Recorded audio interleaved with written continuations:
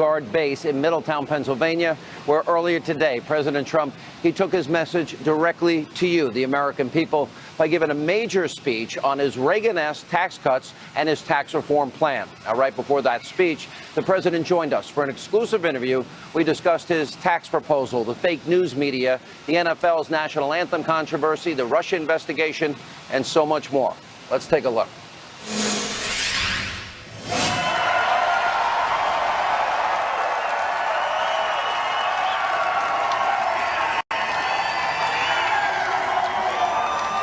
How are you, Mr. President? I'm very good. Thank you, Sean. My second interview since you've been president. You guys want to start with good news? We do have some good news. Go ahead. Right? You don't get a lot of good news in the media. Well, you don't get so much. The market's up 25% since you won. You tweeted this out that nobody in the media brings it up, so I said, you know what, I'm going to bring it up tonight. $5.2 trillion in wealth created. We have the lowest unemployment rate in 16 years. We have the best labor participation rate in 7 years and the lowest number of people on food stamps in 7 years. That's right. That's right. That's exactly right. It's going really well. I'm loving it. I'm doing a job for the people, and people are seeing that. And I'm so proud of the $5.2 trillion of increase in the stock market. Now, if you look at the stock market, that's one element, but then we have many other elements. The country, we took it over, it owed $20 trillion. As you know, the last 8 years, they borrowed more than it did in the whole history of our country. So they borrowed more than $10 trillion, right? And yet we picked up $5.2 trillion just in the stock market, possibly picked up the whole thing in terms of the first 9 months, in terms of value. So you could say in one sense, we're really increasing values, and maybe in a sense, we're reducing debt. But we're very honored by it, and we're very, very happy with what's happening on Wall Street. You came back to Pennsylvania. I know you've been in Wisconsin and Michigan and Ohio and North Carolina because a lot of people still need opportunity and jobs. Right. You're really here. You're going to be talking at length about your economic plan. That's right. Let's talk about it. Okay. Well, first of all, it's a massive tax cut. And, you know, it's a reform, but it's a massive tax cut.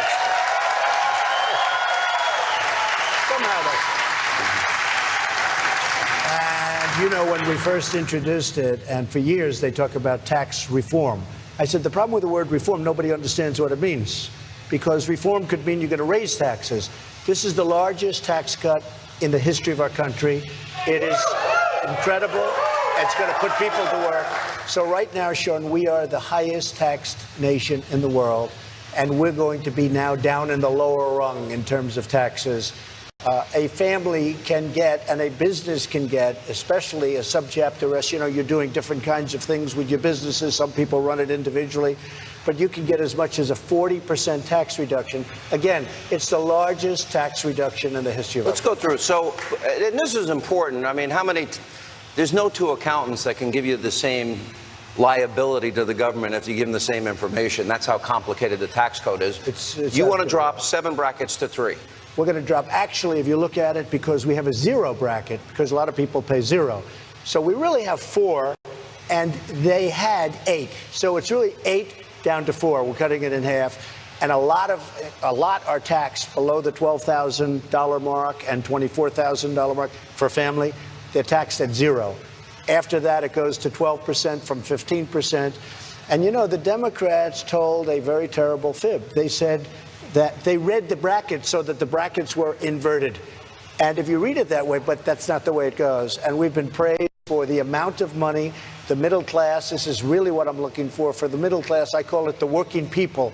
And the working people are going to get a massive tax break. And corporations and companies and small companies are going to get large-scale tax relief. And they'll be able to compete with anybody in the world, which is what we need. You said the corporate rate, which is so important. You said 20% is your max. So right now we're at 35%, and many corporations are paying 40s and 42, and because they have state taxes and city taxes, and they have taxes so many different directions. You know what they do? They leave the country, and they fire everybody, and they're gone, and they never come back. Now we have companies moving back into the country. We have, you saw last week, auto companies announcing that they're going to build plants back in the United States. That hasn't happened for years. And they're moving back, and not just because of the tax. This tax is so important. but they're seeing enthusiasm. We have the highest enthusiasm level in 28 years Consumer for confidence. manufacturing, for all of the different things that we talk about. But for business, basically, it's enthusiasm. Everybody's enthused about our country. So we're very honored by it, and I am really honored by the folks in this room. And by the way, the truckers, we love the truckers, I can tell you. Good. Happens to be true. The top 10% pay 70% of the tax bill. The bottom 50% pay 2% of the total income tax rate. Why is there are multinational corporations that have parked trillions of dollars in countries that offer them better tax relief? You're trying to incentivize those trillions to come back here with a low repatriation rate. How low will that be, and how much do you think you can bring back into the United States, and what does it mean? Okay, so right now you have probably, and nobody knows the exact number because I actually think it's much higher than people understand, but it'll probably be over $3 trillion is outside of our country and our companies, and they just can't get it back. They're trying, but they can't get it back. Number one, it's a bureaucratic mess. Number two, the tax rate is so high it doesn't make sense. So what they do is they invest it in Europe and other places where the money is. And I'll tell you what they do also. They leave the country because the money becomes so much and so valuable to them that they leave the country, our country, to go and get their money. So they leave the country and they fire everybody. Now what we're doing is we're lowering the rate so they can bring it back in. We're giving them a shot to bring all that money. It's all going to come back in. It's going to come back in immediately. It's going to be more than $3 trillion. Probably we're looking at a 10% rate. It may be around that number, maybe a little higher, maybe a little lower, but it's going to be right around that number, probably 10%. And right now what it is 35% plus. Now, who's going to bring money back when you have to pay, by the time you finish, almost half of your money in tax? So you're never going to bring it back. So we're going to have that money come back in. It's going to put people to work so fast, and the money itself is going to go to work very fast. And, you know, say what you want about Democrats and Republicans. For years and years, everybody's wanted to do that. You have trillions of dollars outside of our country, offshore, and the Democrats wanted it back. The Republicans wanted it back. Everybody wanted it back, and they couldn't do it. They couldn't get a deal. We're going to do a deal, and we're putting it down as part of our tax cuts. One of the things some people have brought up, like that. Every time I tune into anybody else in the media except Fox, there are tax cuts for the wealthy. Yeah. Now, the rate for some people goes down, but if you live in a state like New York or Illinois or New Jersey or California, you won't be able to deduct your local or state income tax. In other words, if you elect politicians that want to raise taxes, you're going to pay the penalty. So that's not really true that this is a tax cut for the wealthy as they're portraying it. What is your answer to that? Well, you know, you have some really well-run states that have very little borrowing. Some have no borrowing, but have very little borrowing. And it's unfair that a state that is well-run is really subsidizing states that have been horribly mismanaged. I won't use names, but we understand the names. But there are some states that have hundreds of millions and billions of dollars in borrowing. And it's unfair that those states really are being subsidized by states like Indiana and Iowa. And I mean, I could name many states. I could probably name 3/4 of them. They're so well run and they're being penalized. They're being penalized, and it's not fair. And so what we're doing is we're showing that. Now, with all of that, the tax cuts are so steep that the people in every state benefit. But it's finally time to say, hey, make sure that your politicians do a good job of running your state. Otherwise, you're not going to benefit. You know, you look at a place like Florida, it's really well run by Rick Scott. And, you know, by Governor Scott, he's done a great job. And so many people have done a great job. And those are the people that, frankly, should, the people that had the intelligence to elect them should really benefit. And that's what we're doing. We're creating an incentive. And the bottom line, though, look, the tax cut is massive. We're bringing it down to 20%. We're bringing it down to 12% for individuals. We're bringing it down to 0 in some cases. If it's a family, it's below $24,000. Anything below $24,000 is 0. And look, it's as I just said, It's the biggest tax cut in the history of our country, and it's going to spur growth, and it's going to keep our companies here. Our companies are leaving because the taxes are so high. But you also, a big part of it you've already done, and that is you've ended a lot of the Obama-era regulations, especially in industries like energy and coal. Right. There seems to be, you have a very strong commitment. You just recently went forward with Anwar. You've put in place opportunities for the coal mining industry, right. Fracking. We do have an opportunity to be energy independent, and there seems to be millions of high-paying career jobs for people available if that decision is made. How big a part is that for the economic recovery? Well, I have done so much, and Scott Pruitt, who is in EPA, has done incredibly. You saw yesterday at a news conference on coal, and his whole concept was coal is back. It's back. And the miners are working again.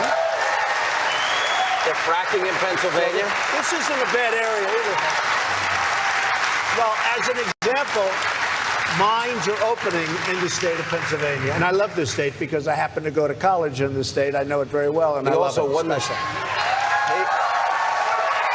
You also won Pennsylvania, right?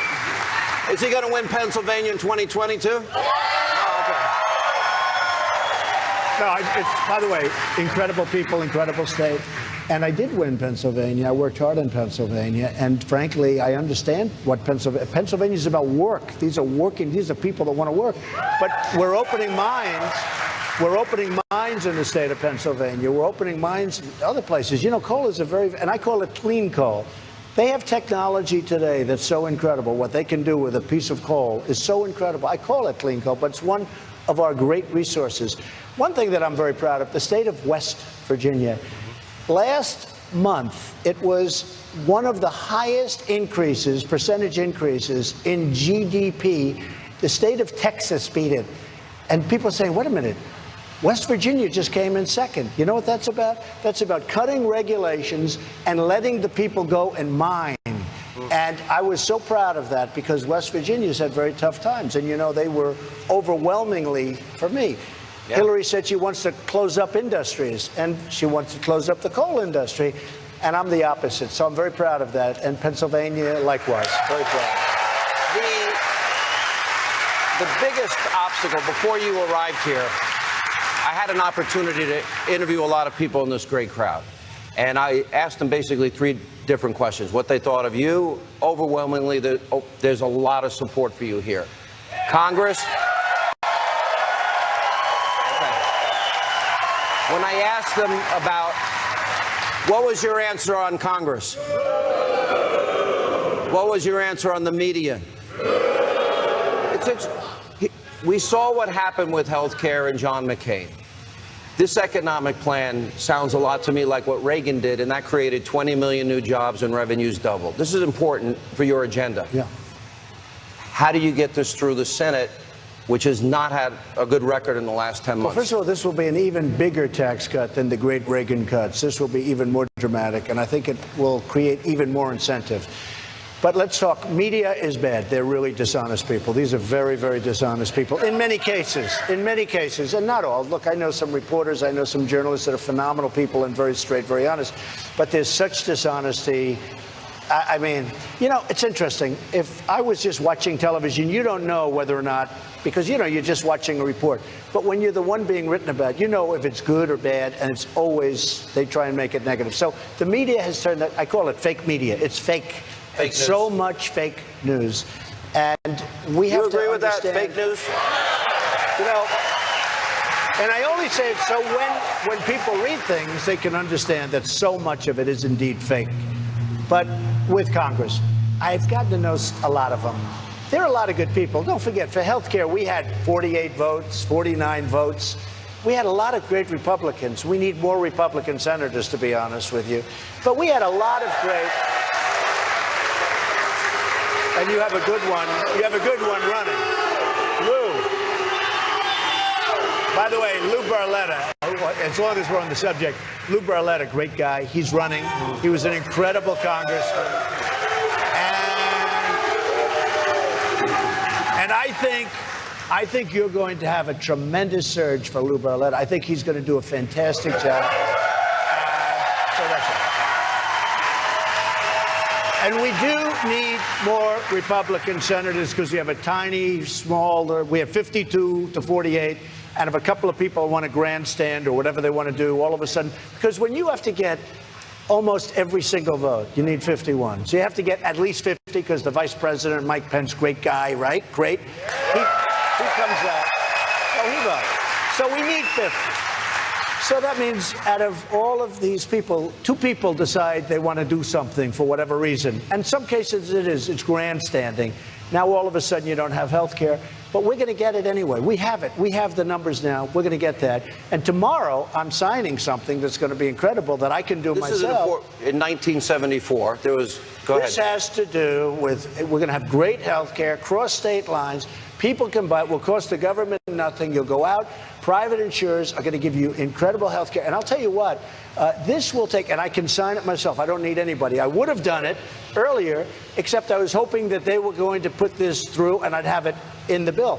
But right. We're signing tomorrow a health care package that will cover, I don't know, people say 30%, people say 25%, and some people say it could be 50%. It's going to cover a large percentage of the people that we're talking about. Truckers would benefit if they unite. Truckers are perfect for this. Right. They unite. They form a group, see? Right. No, truckers will benefit. They'll form a group. But this will be fantastic. Now, I would have done this immediately, but we were hoping for the health care. So I think health care is going to pass. I can't imagine the largest tax cut for people in our history not passing. But I have to say this. I've met some great, great people that are Republicans, and I've met some great people. Frankly, I've met some good people, not necessarily great people, that are Democrats. And I actually think we'll have Democratic support from a few people. You do? I do. I do believe that we'll have some Democrat support. We'll get a few votes, maybe. You know, it's interesting. The one thing with the Democrats, they stay together like glue. They're lousy politicians, and their policies are terrible, but they do stick together. Mm-hmm. We have great policies, but the Republicans tend not to be as unified. So with some people, you saw and heard Bob Corker. Yeah.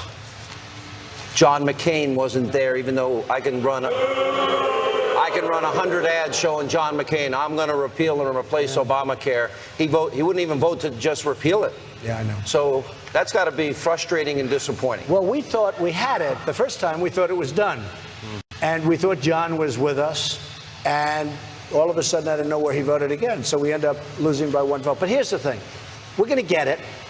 And, you know, I always say never give up, never ever quit. We don't quit. We're there. We're 1 vote short. We're there. I actually think right now we have the vote. But we have to wait. We have to wait for a little while. We're going to do the taxes first. Hopefully we get that. We need 51 votes. You think you can get it done by the end of the year? I hope so. I mean, who's going to vote against this? Our country is losing businesses, losing jobs. We have a 1% GDP. Now, I have to tell you, for the last quarter, you had 3%. 3-2. And actually 3-2, they adjusted it upward. What a nice sound that is. Are they playing that for you or for me? They're playing that in honor of his ratings. Did you see how good his ratings are? He's beating everybody. I think they'll be higher tonight. I'm just guessing. So the fact is that we're really rocking. We have 3.2. Now, this next quarter coming up, I believe would have even been better. You know, we haven't hit threes in a long time. So I guess it was ultimately determined it was 3.2 because they adjust upward. But we got hit with a few hurricanes, as you probably heard. That'll have, I assume, an impact. Barack Obama was the first president in history that never hit 3% GDP growth in a single year of his presidency, which I think speaks volumes. Well, you know, when I took over, we were in the ones. And if we hit, think of this, if we hit just 1 point, if we go up from 2 to 3, we pick up $2.5 trillion. $2.5 trillion. To the Treasury. And we pick up millions of jobs. Yeah. So it pays for the whole thing. So it really pays for it. So I think it'll be good. And coming up, more of my exclusive interview with President Trump. Now he'll weigh in on the NFL kneeling controversy. He'll explain what he thinks the league should have done with Colin Kaepernick. And that and more is straight ahead. A lot of people, I was surprised watching all last year with Colin Kaepernick. Guy praised a murdering thug dictator. He had socks that depicted cops as pigs. and other issues. He actually donated to a charity that actually supported a cop killer. And then we saw the NFL. And you took it on, it appears, based on the letter that Roger Goodell put out yesterday, that Donald Trump initiated a debate over standing for the flag and our anthem and those that fought, bled, and died, and looks like you won.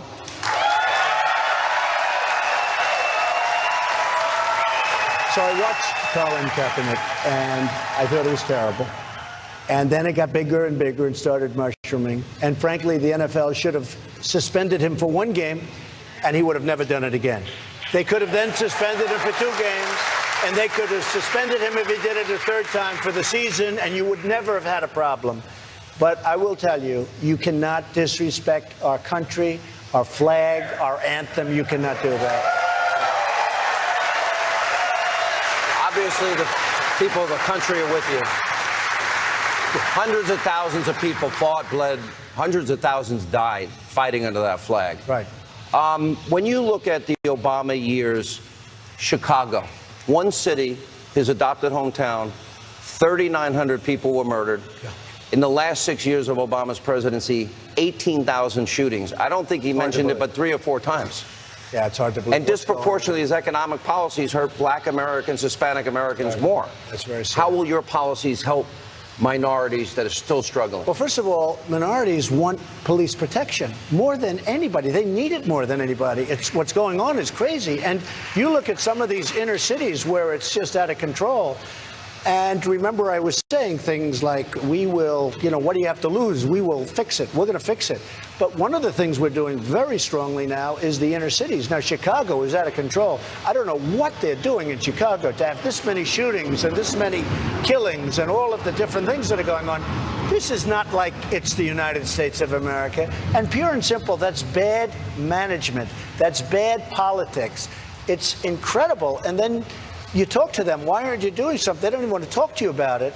It's really insulting to our nation. And whether you take on the NFL or you take on Chicago and some of our other cities, there shouldn't be murders like this. And we have incredible police in this country. They could stop it if they were allowed to do their job. They could stop it. Thank you. Sean, in many cases, it's the police are not allowed to do their job. They have to be politically correct. We're talking about lives of wonderful people, and they have to be allowed to do their job. And you will see it stop. I'll never forget, I was in Chicago, and a police officer, there was a motorcycle deal to the plane, and I was talking to the police. I was taking a picture. I said, how do you stop this? We could stop it immediately, sir. I said, what do you mean you can stop it immediately? If they'd let us do our job, we could stop it immediately. Now, at some point, you're going to have to let them do their job. And they want to do their job. That's the incredible thing. We did it on the border. The border was like a sieve. Now it's down 78%. And that's without the wall. Wait till you see what happens when we build the wall. But General Kelly has done an incredible job. These are people, they know how to do it, but they have to be allowed to do it. Look at the difference in the border. You saw Rudy Giuliani in New York. Rudy did a fantastic job in New York, and that's an example. And Rudy was on the campaign, and when Rudy endorsed me, to me, that was a very important endorsement because he did a great job, especially with respect, well, you could also say economic development, but especially with respect to crime in New York City. We watched a lot of high-profile incidents during the Obama years. Ferguson, Trayvon Martin down in Florida, Freddie Gray. He said the Cambridge Police Act that stupidly. It seems every 2 or 4 years, and I've been now 30 years in radio. I just started my 23rd year at Fox. That every 2 or 4 years, thank you. Good job. Every 2 to 4 years, the Democrats will play the race card, and I resent it as a conservative. Because they'll say, oh, their policies, they're racist, sexist, homophobic, xenophobic, Islamophobic. And meanwhile, their policies haven't helped the minority communities in America. Is there a way, from the federal government's perspective, that you can bring economic opportunity? Totally. I mean, look. And safety. And that's what we've said. You look at what's happened in our inner cities. It's horrible what's going on in terms of the death. In terms of shooting, a woman gets up and she wants to go on walk and with her beautiful daughter, get a loaf of bread, and she ends up getting shot, or the daughter gets shot. and we can stop it. Don't forget, the Democrats have ruled the inner cities for 100 years. This is their rule. Very rarely do you have a Republican there, but this is their rule. That can be turned around. We can do so many things, but the Democrats have truly ruled. And when I was running, I would always say, what do you have to lose? I remember this came up out of nowhere. I'm reading the statistics of a certain inner city, which were terrible. Education is terrible. Crime rate is terrible. Every single element, economic development, jobs, everybody was unemployed. And I said, I'm saying, and I look at the audience, I say, what the hell do you have to lose? The place went crazy. And then I'd actually use it again and again, and we went up. And we're doing a good job. Ben Carson's doing a great job at HUD. He's got great heart. He's got great heart. So, but the Democrats rule the inner cities. And when I say, what do you have to lose? It's so bad that really the Republicans should be starting to do very well. But we're doing a good job, and we're stopping a lot of the crime. And coming up, more of our exclusive interview with President Trump. Now we're going to ask him about North Korea and their aggression and what he plans to do with the Iranian nuclear deal and much more. Straight ahead.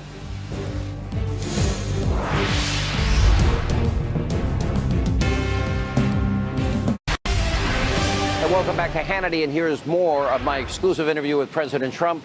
Now, I asked him about the North Korean threat, the Iranian nuclear deal, and so much more. Take a look. There was a lot of coverage of your phrase. They would report it in the media, cryptic phrase, the calm before the storm.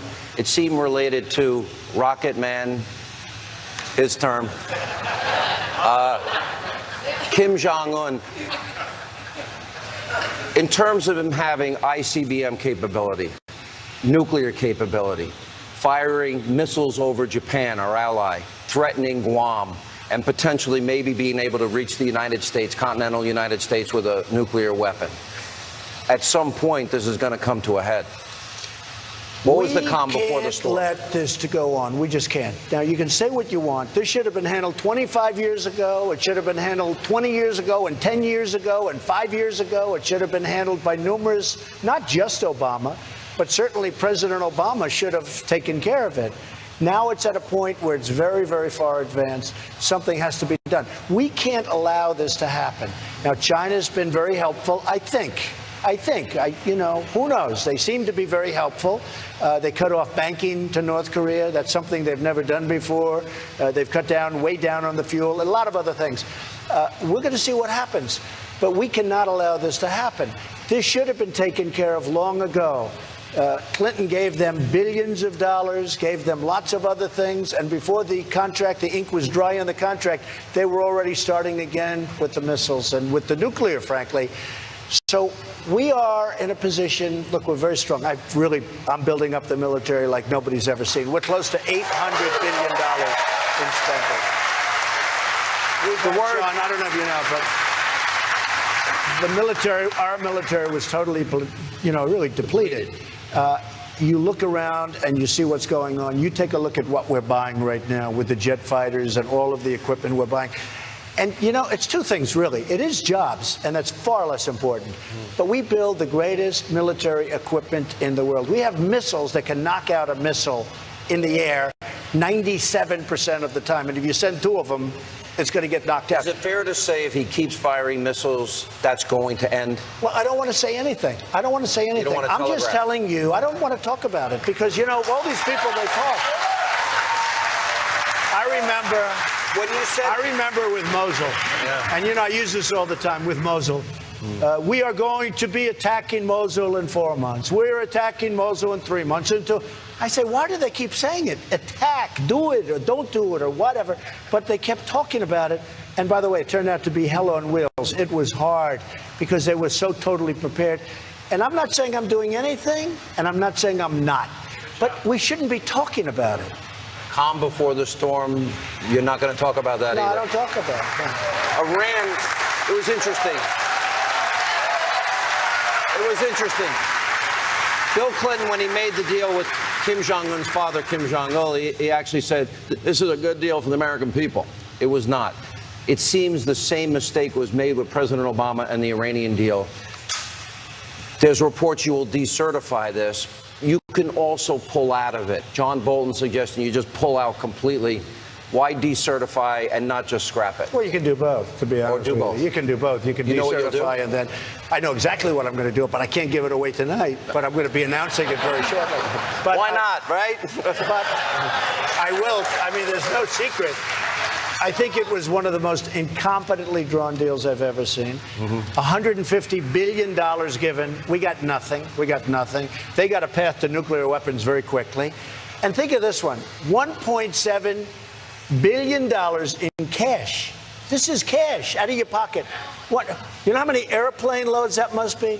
Did you ever see $1 million like a promotion where they have $1 million in $100 bills? It's a lot of. This is $1.7 billion. You'd almost say, who would be authorized to do it? And who are the people that deliver it? You may never see them again, right? Yeah. But, plane loads. But just plane loads. So this is the worst deal. We got nothing. We got nothing. So I'm not giving anything away, but I've been saying this for a long time. You have people dancing and screaming in the streets of Iran. Now, I have to tell you, those people are possibly staged, because I happen to believe the people of Iran are great people and they want freedom and they want to be sort of friendly with us. I really believe that. But they're dancing in the streets and they're singing Death to America, and Kerry's out there negotiating a deal and giving up every single point. He'd go in, we'd like this, you're not having it, done, done, done. It's the worst deal I've ever seen. Whether it's countrywide or any other wide, there is no worse deal. So we will see what happens pretty soon. A lot of people are guessing, but maybe there's not so much guessing. But it was an incompetently drawn deal. Look, it's a very bad deal. I'm not saying anything different tonight that I have been saying for 2 years. It's a horrible, horrible embarrassment to our country. And we did it out of weakness when actually we had great strength. Let me ask you about immigration. You came up with a 70-point plan. There was fear after you had met with Pelosi and Schumer and you were talking about DACA. One of the things I've always noticed is we always get the tax increase, we never get the spending cuts. You always get the consideration on immigration, you never get the wall built. Part of it is there will be, you said, no deal on DACA unless, of course, we're going to end chain migration. You're going to build a wall that's going to be see-through now, so the... Well, it may be. We're looking. Yeah. We right now have built 5 prototypes. They just are going up, and some of them are already finished. And I will say, they're really looking good. They're really looking good. And our country needs it. We need it not only for people, but we need it for the drugs that are pouring into our country. I mean, we have drugs that are pouring into our country, so we don't have a choice. And... You know, you can say what you want. I was with Bibi Netanyahu of Israel, and he was saying, Donald, the wall works. Believe me. They had an open border that was like a sieve. People just poured in. He said 99.9% of the people now, it's stopped. Nobody gets in. Nobody gets in. The wall has to be built. It has to be built. A properly built, constructed, designed wall, high, not a little fence like they'd have. They had walls that were so low trucks would drive over them. It was easier to drive over it than to take it down. Can you believe it? Okay. So no amnesty. No, the wall, no amnesty. No amnesty. No chain migration. Chain migration is one of the disasters.